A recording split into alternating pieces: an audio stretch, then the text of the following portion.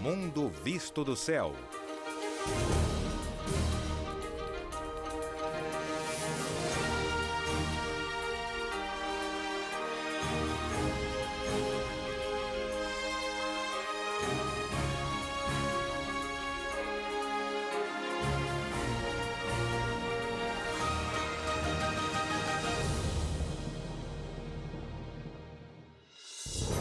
Neste episódio,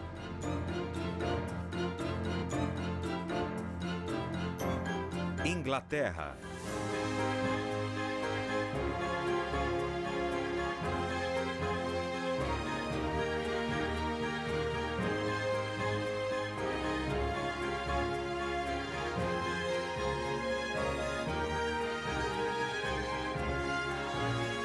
Weymouth até a ilha de Wight. Nossa viagem começa a leste da cidade de Weymouth. Desceremos a costa jurássica de Dorset, onde ficam algumas das formações geológicas mais espetaculares da Inglaterra. Da cidade fantasma de Tynan, avançaremos para o interior até o castelo de Corfe de Guilherme, o Conquistador. Seguindo para as cidades de Sandbanks e Bournemouth, no porto de Poole, poderemos admirar as antigas terras pagãs de Knowlton Rings. De lá, iremos até a foz do rio Test, onde fica o gigantesco porto de Southampton. Das docas, iremos para o mar, conhecer a ilha de Wight e descobrir a dramática bateria de Needles na costa oeste da ilha. Terminaremos a viagem em Osborne House, ao norte, que já foi um refúgio no campo para a Rainha Vitória e o marido, Príncipe Alberto.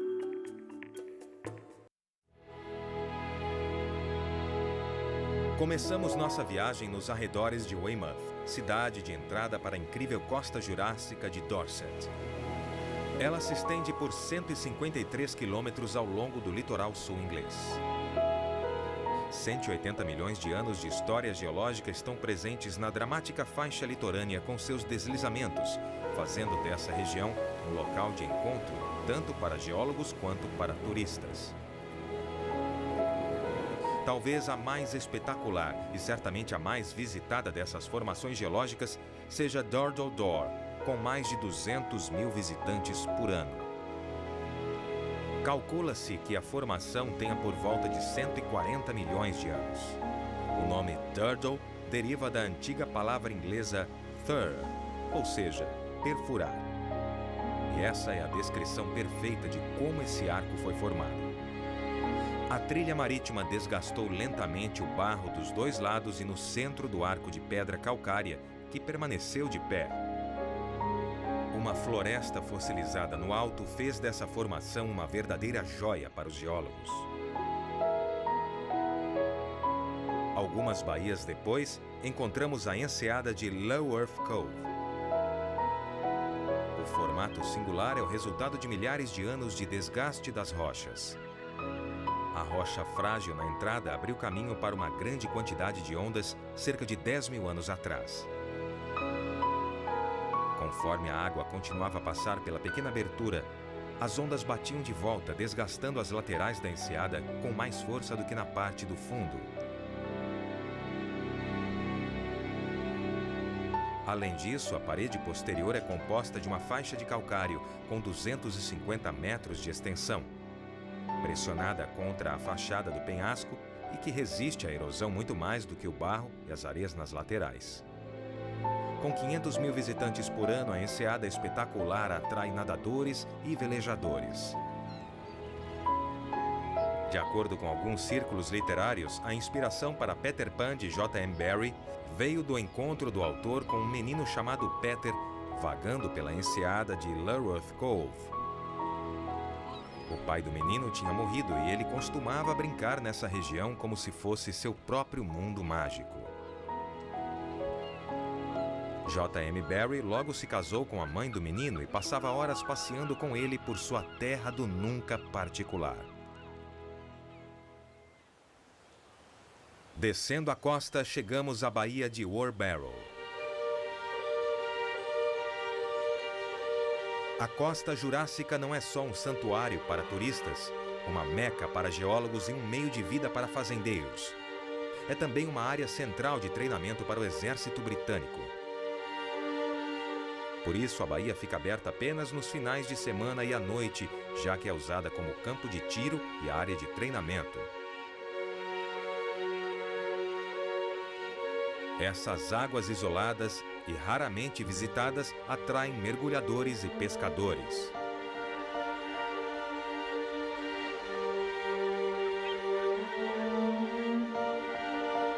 As montanhas Flowers Barrow se erguem na margem da praia. Com milhões de anos de atividade geológica expostos, formações como esta fizeram a costa jurássica ficar famosa. Mas devido à constante erosão litorânea, toda a fachada desse penhasco um dia cairá no mar. Mais atrás, o povoado abandonado de Tyneham.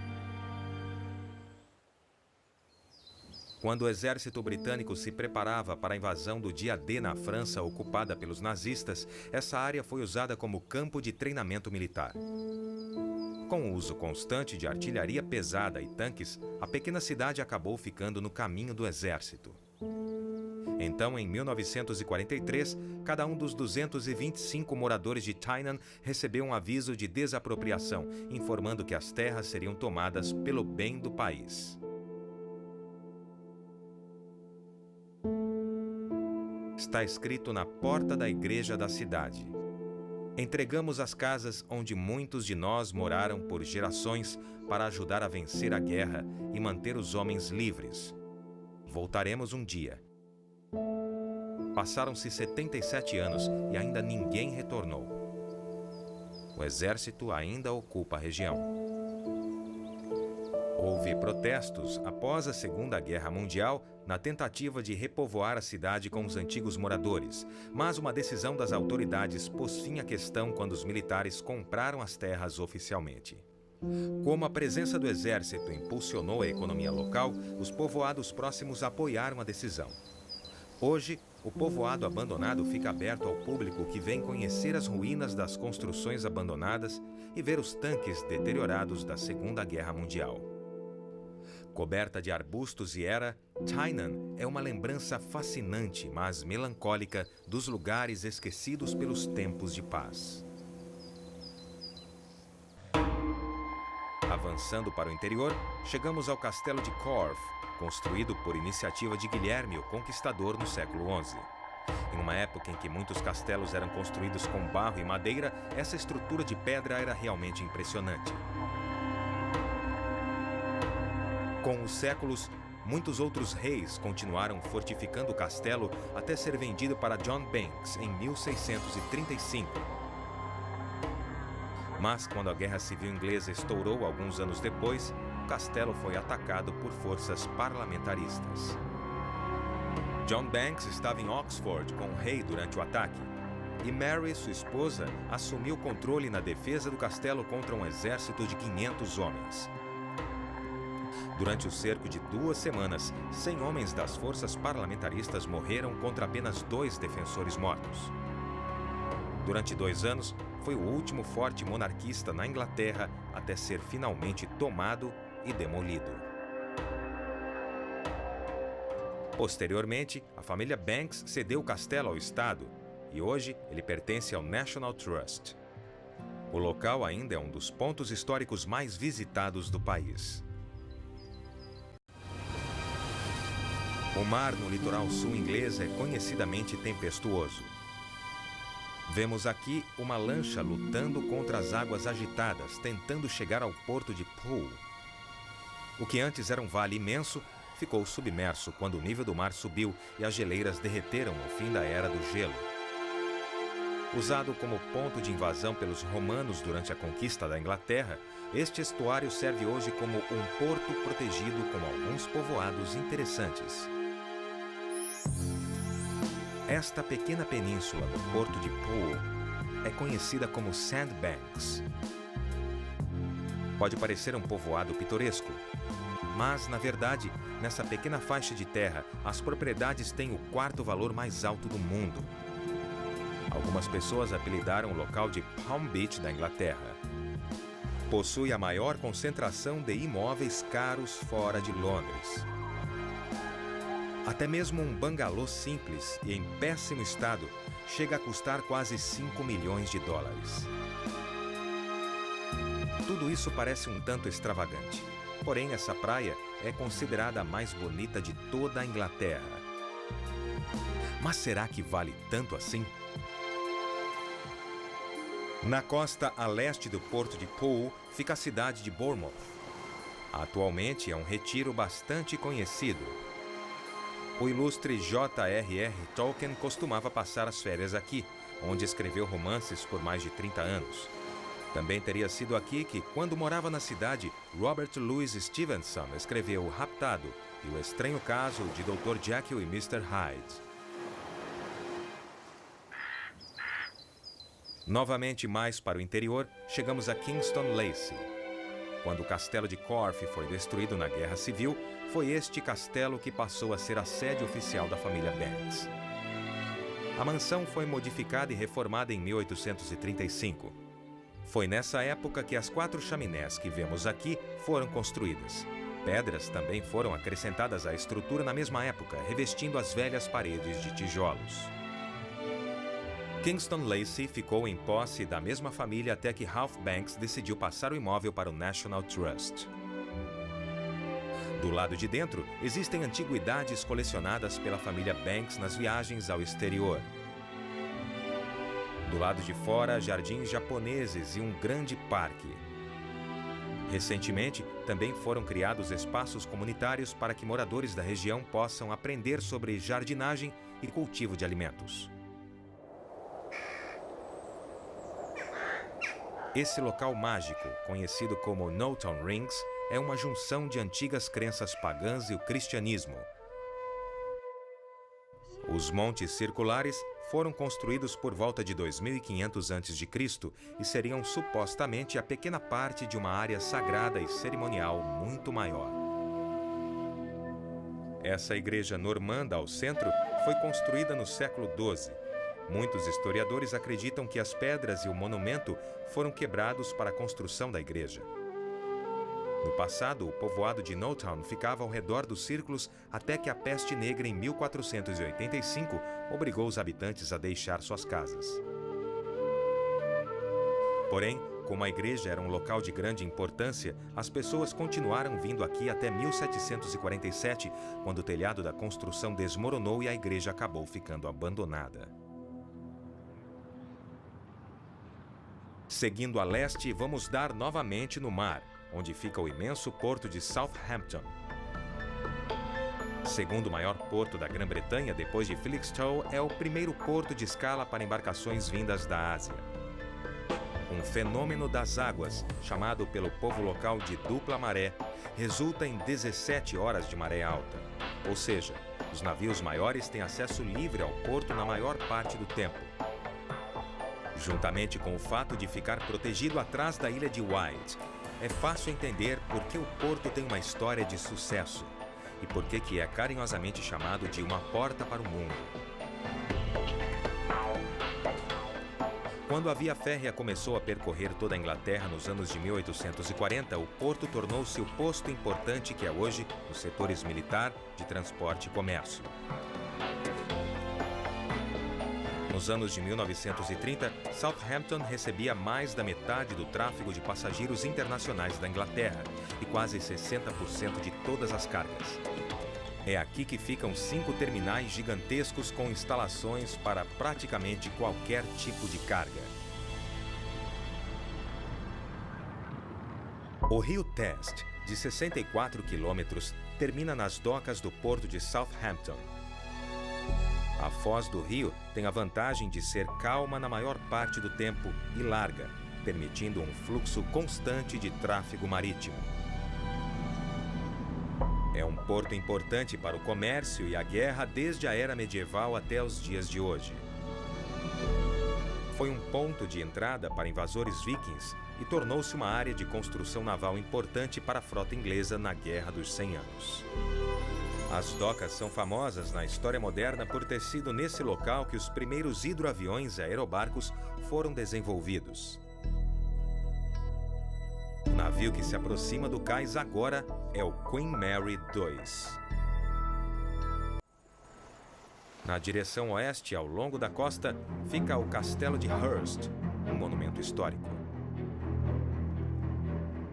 Depois que Henrique VIII se divorciou de Catarina de Aragão em meados dos anos de 1500, a Inglaterra ficou isolada politicamente.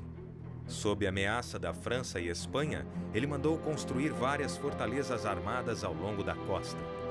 A parte central do Castelo de Hearst é hoje um belo exemplar. Projetado com fortificações, construções defensivas e torres de artilharia em estilo italiano, a fortaleza era bastante avançada para a época e continuou sendo usada ainda por séculos.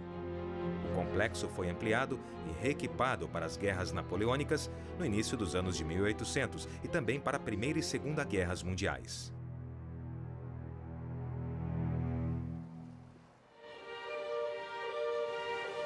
No mar, perto do Castelo de Hearst, fica uma formação rochosa conhecida como Needles, provavelmente o ponto mais perigoso para qualquer embarcação ao entrar no Estreito de Solent. O nome Needles, ou agulhas, vem de uma antiga estrutura chamada Lot's Wife, que lembrava uma agulha se erguendo no mar. Ela desabou há cerca de 200 anos, mas o nome permaneceu.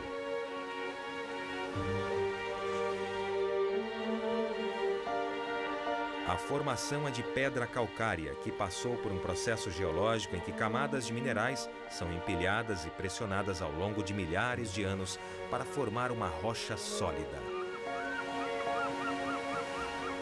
Essas estruturas irregulares de calcário não terminam no farol. Elas continuam por um bom trecho do mar, escondidas debaixo das ondas, representando um grande perigo para embarcações. Após muitos naufrágios no local, comerciantes solicitaram ao governo a construção de um farol em 1782. Mas o primeiro farol que foi construído era alto demais e perto demais da ilha para ser útil, pois era constantemente encoberto pela neblina e pela névoa. O farol que vemos hoje, na extremidade das rochas, foi construído em 1859. Operou com um gerador e um único faroleiro até 1994, quando foi totalmente automatizado e passou a ter um L-ponto.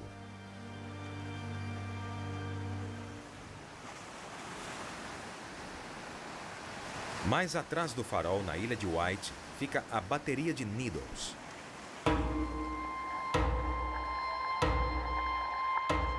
O complexo foi originalmente construído nos anos de 1860 como defesa contra uma possível invasão por parte da França.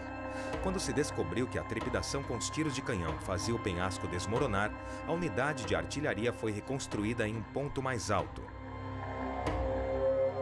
As unidades nova e antiga ganharam artilharia moderna e serviram como proteção na Primeira e Segunda Guerras Mundiais. Os conflitos ocorreram bem perto da bateria, quando os submarinos alemães afundaram 2 navios britânicos perto das margens abaixo.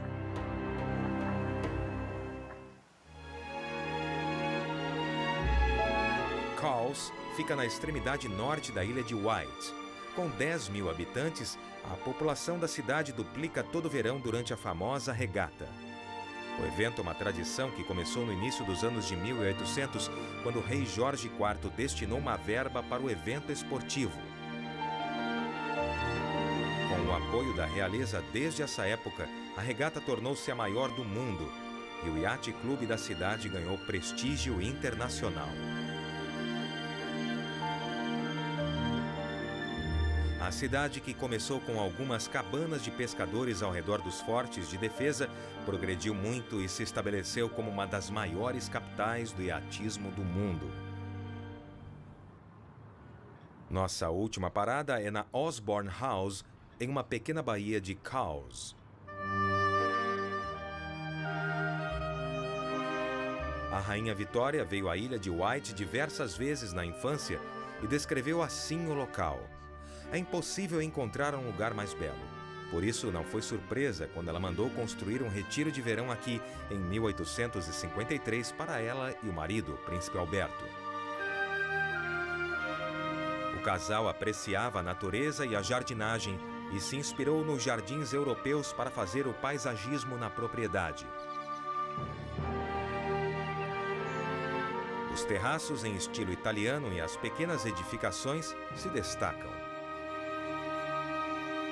A casa foi projetada pelo príncipe Alberto em parceria com Thomas Cubitt, mesmo arquiteto que criou boa parte do bairro de Belgravia, no centro de Londres. Quando a Rainha Vitória morreu em 1901, Osborne foi cedida ao Estado. Muitos dos cômodos foram reservados como museu para a rainha, enquanto os demais serviram como academia naval.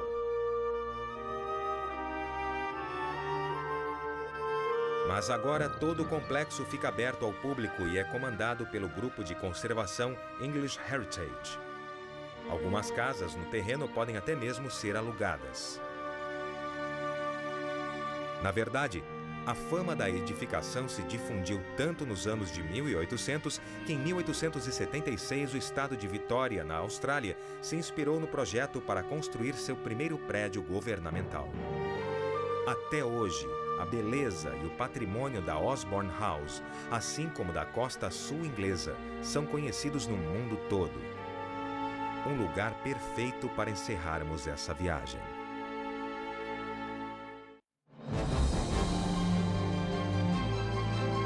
Versão brasileira, DPN Santos.